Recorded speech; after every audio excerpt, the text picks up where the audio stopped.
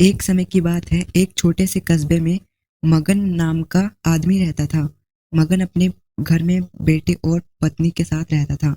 मगन गरीब था, इसलिए वह दिन रात अपने परिवार की ज़रूरतें पूरी करने में लगा रहता था।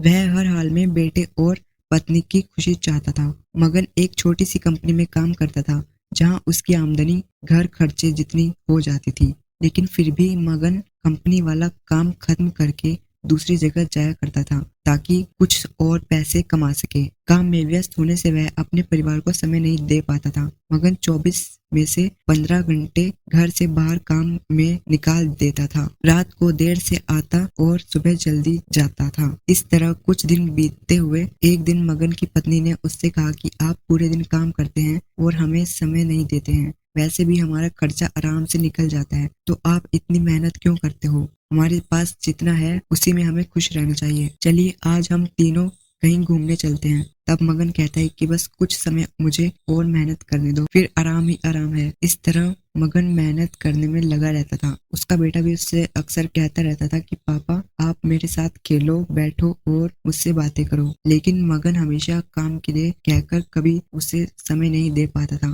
कुछ समय और बीता। अब मगन की किस्मत चमकी। मगन की नौकरी जिस कंपनी में थी, अब उसका मालिक मगन को मैनेजर बना देता है, क्योंकि मगन काफी समय से वहाँ काम करता था और अब वह मालिक का विश्वास पात्र बन गया था। मैनेजर बनने के बाद मगन बहुत अमीर हो गया। उसकी आमदनी अच्छी खासी थी। अब वह कुछ भी खरीद सकता था। उसकी गिनती धनी लोगों में होने लगी। पत्नी और बेटा बस एक बार कोई चीज मांग लेते तो वह तुरंत हाजिर कर देता था।